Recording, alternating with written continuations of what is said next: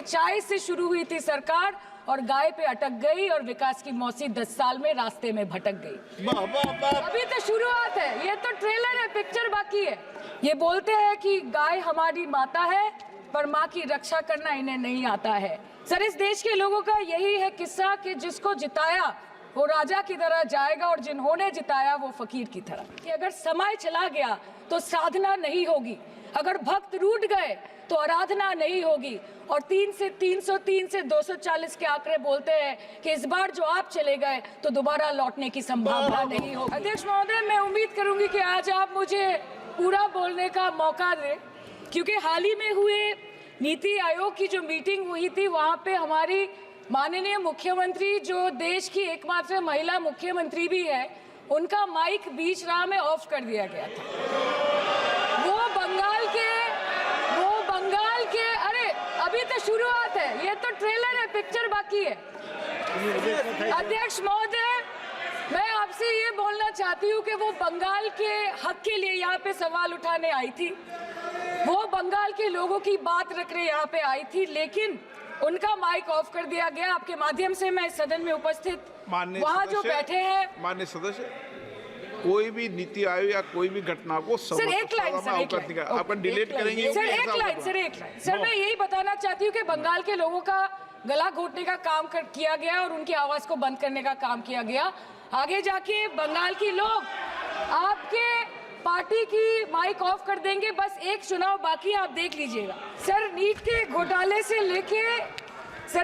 घोटाले से लेके जीएसटी के बोझ तक, एयरपोर्ट की छत टूट जाने से लेके रेल पटरी से छूट जाने तक, तृणमूल कांग्रेस के सदस्य, हर सांसद देश के हर गंभीर मुद्दे पर चर्चा करेंगे। बस यही आपको बोलना था। हमारे किसान अपनी मवेशी को, अपनी फसल को माँ की तरह पूछते हैं। जिस खेत में वो हल चलाते हैं उस जमीन को नमन करते हैं। But does this major sector get support from the government? Sir, Indian agriculture supplies around 58% of India's livelihood and is a principal source of income for half of the population, accounting for 17 to 18% of the country's GDP. 70% of India's rural poor depend on livestock and farm animals. But does this sector get what it deserves?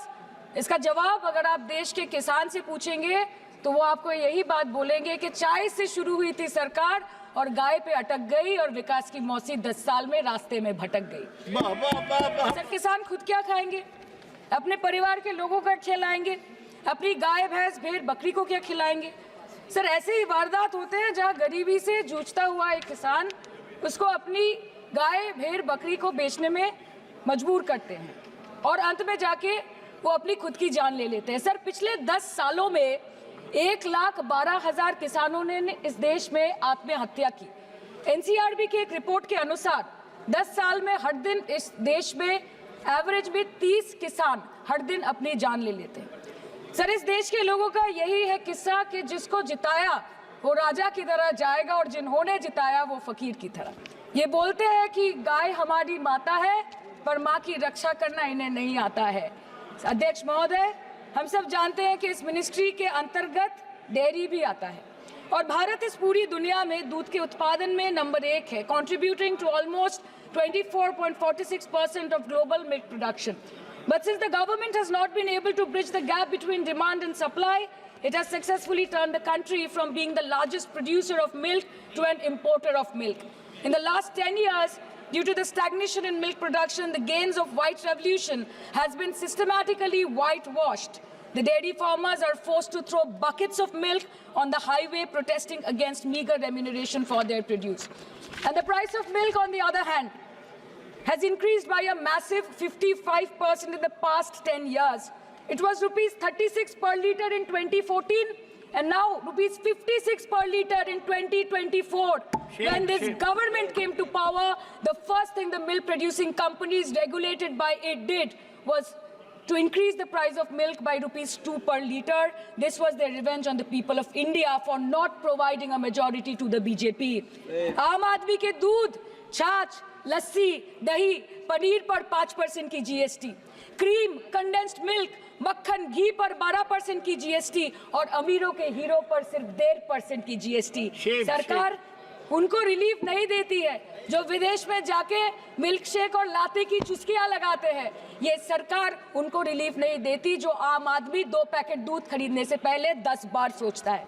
Sir, बचपन से हम सुनते आए थे कि Sunday हो या Monday रोज खाओ अंडे।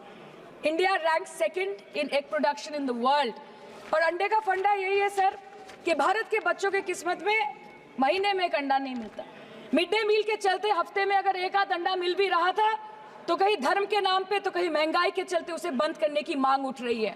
Sir, more than 50% children under the age of 5 suffer from chronic malnutrition in the country, and roughly 17% children are underweight, and yet most BJP ruled states do not serve eggs in midday meal scheme. This is the example of Poshan Kal in India.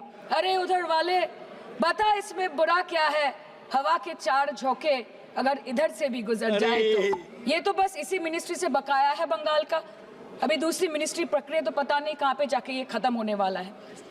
Madam, मैं बस ये कहना चाहती हूँ कि इस BJP सरकार ने पिछले 10 सालों में इस देश के लिए क्या किया, उससे बड़ी तालिका बनेगी कि 10 साल में क्या क्या कर सकते थे पर किया नहीं। 2014 में जो किसान मोदी है तो मुमकिन है सोच के और अच्छे दिन के ख्वाब देख के बीजेपी को वोट दे रहा था, आज 10 साल बाद वो बोलता है कि मोदी है तो नामुमकिन है, शायद अभी वो किसान है भी नहीं। तो इसीलिए मैं बोलना चाहती हूँ कि समय बड़ा महत्वपूर्ण होता है अध्यक्ष महोदय, और बड़ा बलवान। बंगाली में हम एक बात बोलते हैं कि समय गेले साधन होबे ना। इसका मतलब यही है कि अगर समय चला गया तो साधना नहीं होगी, अगर भक्त रूठ गए तो आराधना नहीं होगी। और 3 से 303 से 240 के आंकड़े बोलते हैं कि इस बार जो आप चले गए तो दोबारा लौटने की संभावना नहीं होगी। तो यही बोल के मैं अपनी बात खत्म करती हूँ। Thank you so much.